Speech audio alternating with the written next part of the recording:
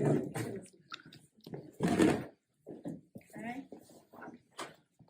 So what we're doing is get it on your finger. Okay. Don't come at them like this. Get a finger because they're a lot littler. And you're literally push, push, push.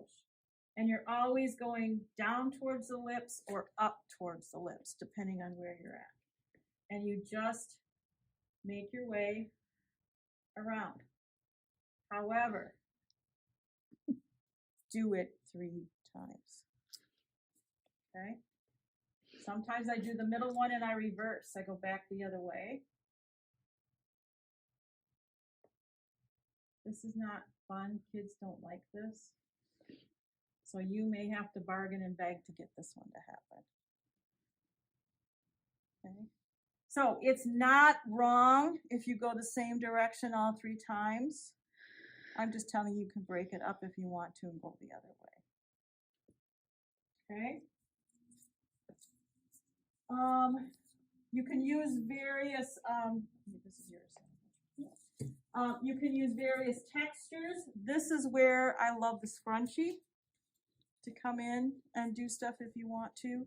I'm just thinking that's probably not a good idea right now. Let's see, what else do I have on here? Oh, yeah, the play part of it. So remember how everything you're going to do, right, bases around play. You know, some of this is, you know, you can't play. It's a pattern. You just got to suck it up and do it. But then once you get to some of these other things, you can add a little play to it. So for oral more defensive kids, we can make that a game. So I bring things like Fruit Loops cereal, right? All different flavors, little circles. I'm trying to remember what else I bring. I think I do like Apple Jacks or something. I have a couple different things. And so make a game out of it.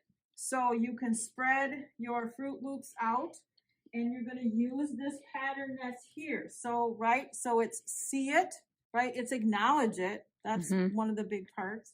So it's see it, touch it. So you would have your child, you know, see it means, can you find the red one, right? So they find the red one that's on there. They're going to pick it up, right? So they see it, they touch it.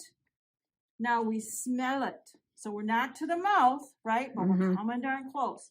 So now they smell it. What does it smell like? You know, and they'll say cherry or grape or whatever, you know, right?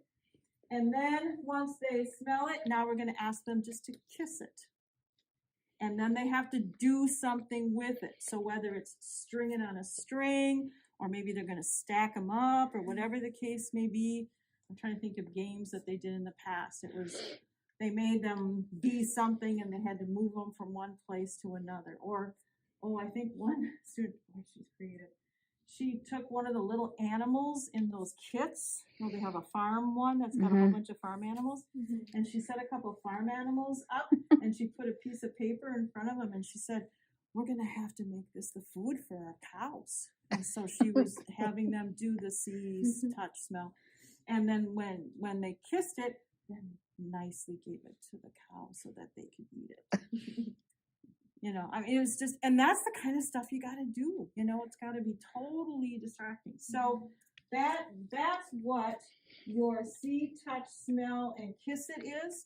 And then about halfway through, usually you're going to find you're going to do this about 3 or 4 repetitions. When you get to that 3rd or 4th repetition, now see if they'll take a bite.